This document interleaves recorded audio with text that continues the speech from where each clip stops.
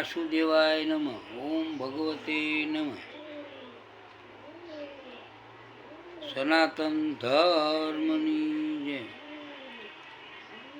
આ જીવાત્મા પોતાનું વર્તમાન સુધારે તો ભૂત ભવિષ્યકાળ આપોઆપ સુધરી જાય છે.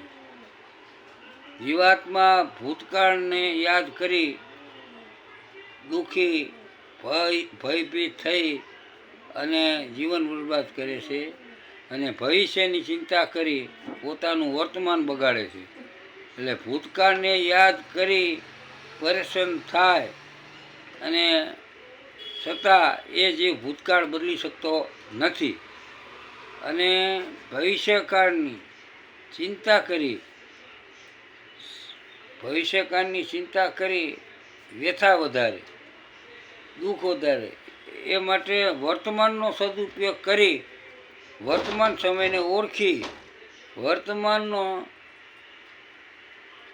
પળ ક્ષણ હરિસ્મરણમાં કાઢો, સત્સંગ ભજન આતે, તો તમારું વર્તમાન સુધરશે. એટલે આપોઆપ તમારું જીવન સુધરી જવાનું. વર્તમાન સમયને કિંમત સમજી એનો સદુપયોગ કરી અને સાધના, ઉપાસના, સત્સંગ, ભજન, સાધુ દર્શનમાં તમે તમારો સમય પસાર કરશો એટલે તમારું જીવન આપોઆપ સુધરી જશે. આજ કરું કાલ કરું એવો વિચાર નથી કરવાનો, પણ અત્યારે આ જ ઘડીથી તમે આ સત્સંગ સાંભળી રહ્યા અને ત્યાંથી તમે સંકલ્પ કરો કે અત્યારે મારે મારો વર્તમાન સુધારવો છે, તો તમારું વર્તમાન તમે આપોઆપ સુધારી શકો. તમારે સત્સંગ, સેવા, સાધના, આત્મા અનુભૂતિ કરવા માટે તમારે સ્વયં જાગૃત થઈ તમારા જીવનનો જે સમય છે કર્તવ્ય કર્મ કરો એમાંથી થોડો સમય બચાવી સવાર સાંજ પરમાત્માની સાધના, ઉપાસના, આરાધના કરવામાં તમે સમય વિતાવશો તો તમને આનંદની અનુભૂતિ થશે અને તમે તમારી જાતે જ પોતાના જીવનું કલ્યાણ કરવા સક્ષમ બનશો. સમયનો સદુપયોગ એ જીવનનું સમાધાન છે. સમય બળવાન છે. સમય કોઈની રાહ જોતો નથી અને સમય એ જ કાળ છે અને સમય આપણે રોજે રોજ મૃત્યુ તરફ જઈ રહ્યા છીએ. એ મૃત્યુ ક્ષણ ક્યારે આપણો કોળિયો કરે કે નક્કી જ નથી અને આપણે બેફિકર થઈ આજ કરું કાલ કરું, જય જામુડીએ વાત કરી અને રોજ રાત્રે નિંદ્રા કરી અને સવારે ઉઠીને કામ ધંધે જાય, નોકરીએ જાય અને ભગવાનનું નામ લેવાનું ભૂલી જાય છે. તો ભગવાનને યાદ કરવા હોય અને ભક્તિ ઉપાસના શરૂઆત કરવી હોય તો મક્કમતાથી તમે નક્કી કરશો કે મારે 2 માળા કરવી, 5 માળા કરવી, 11 માળા કરવી છે, કે મારે ધ્યાન કરવું છે, મારે સોમનાથનું ઉચ્ચારણ કરવું, સોહમનાથનું ઉચ્ચારણ શ્વાસે શ્વાસ કરવું, તો એ તમે કરી શકો. અને તમે જ નક્કી કરો મારે સત્સંગમાં જવું, ભજનમાં જવું, મંદિર દર્શન કરવા, જે કરવું હોય એ તમે સ્વયં નક્કી કરશો તો તમારા જીવનનું પરિવર્તન કરી અને તમારા જીવનનું સાર્થકતા તમે કરી શકશો. એટલે ઘડપણ આવ્યા પહેલાં, જવાની ગયા પહેલાં, જવાની જતી રહે એ પહેલાં તમે જો જાગૃત થઈ જાઓ તો તમારે ઘટપણ આવે ત્યાં સુધીમાં જ્ઞાન થઈ જાય અને તમને આનંદની અનુભૂતિ થાય. એટલે કહે ને, કાયા થશે તારી જાજરી, પછી બેઠું રહેવાશે નહીં. એટલે પછી ઘટપણમાં હરી ભજાશે નહીં. એટલે અત્યારેથી તમારે હરિભજન, નામ સ્મરણ દ્વારા પરમાત્મા પ્રાપ્તિના પુરુષાર્થ કરવાનો છે. અને આપણે રોજ જોવાનું, આ જગત છે ને એ પાઠશાળા છે અને જગતમાંથી જ આપણે જ્ઞાન મેળવવાનું.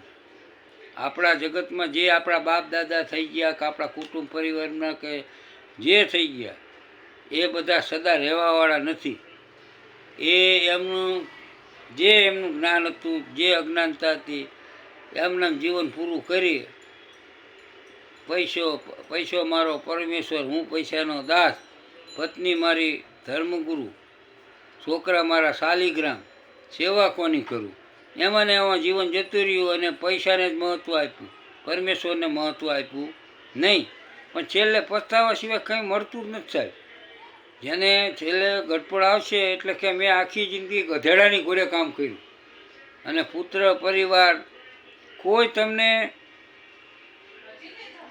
આનંદ આપી શકશે નહીં, કારણ કે તમને કોઈ માન મર્યાદા સન્માન કંઈ મળવાનું જ નથી. અને આપણી એ અજ્ઞાનતા છે એમ કે આ બધું હું ભેગા કરું, બંગલો બનાવું, ખેતરવાડી વધારું, પૈસો વધારું, દુકાનમાં હોટલું ને આ બધું કરી કરીને કે હું શ્રીમંત થઈ જાઉં. પણ શ્રીમંત થતાં થતાં તમે યમના મહેમાન થઈ જાઓ. એટલે યમના મહેમાન થયા પહેલાં આપણે આપણું જીવનનું કલ્યાણ આપણે કરવાનું છે, અને સદા તમે આ પૃથ્વી ઉપર રહેવાના નથી. ભગવાન જેવા રામ, કૃષ્ણ, હનુમાન આ બધા થઈ ગયા સદગુરુ, બધા ધર્મગુરુ, કોઈ રહ્યા નથી. એ દેહ છોડીને જવું જ પડે. એ રીતે એ ભલે આત્મા ભાવે જીવન પરમહંસ થઈ ગયા, એ વસ્તુ જુદી છે. ને એ આત્માને અનુભૂતિ કરી લીધા હોય અને આત્મશક્તિ હોય, એ આત્માની વાત જુદી છે. અને આપણે તો એક સામાન્ય જીવ છીએ, એટલે આપણે સદા પૃથ્વી ઉપર રહેવાનું નથી. માટે હંમેશા વિચારવું કે હું કોણ છું, હું આ જગતમાં ક્યાં સુધી રહેવાનો છું, અને આ મારા સગા સંબંધીઓ એ ક્યાં સુધી રહેવાના છે. એટલે દેહને ક્યાં સુધી આ પૃથ્વી ઉપર રહેશે. એટલે દેહ પરિવર્તન છે. તમે નજરે જુઓ છો, તમારું બાળપણ હતું, યુવાની હતી, આધેડ અવસ્થા આવી, ઘટપણ આવ્યું, અને હવે છેલ્લે યમરાજાના મહેમાન થવાના છે. એ તમે જાણો છો કે હું સદા રહેવાવાળો, છતાં તમે ભક્તિ નથી કરતો.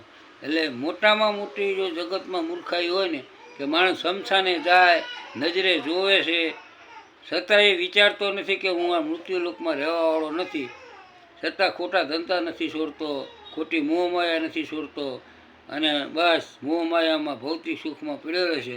અને છેલ્લે પસ્તાઈ દુઃખી થઈ અને આ દેશ ત્યાગીને પોતે આવાગમનમાં ચક્કરના ફેરામાં ફસાય છે.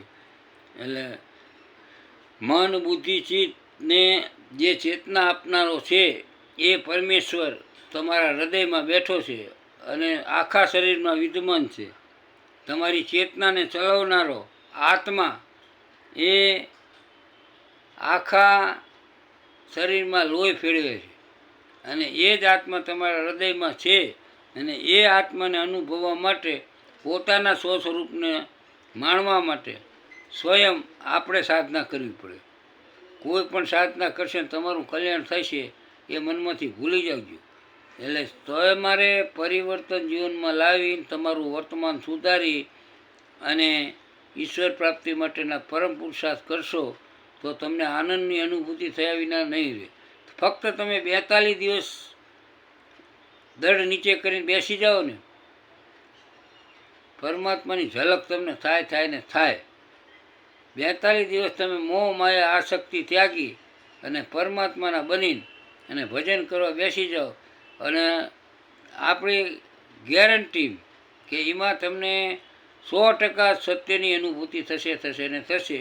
એટલે મોઘો મનુષ્ય દે ફરી ફરીને નહીં મળે વારંવાર, હે ભાઈ તું ભજી લેને ભગવાન.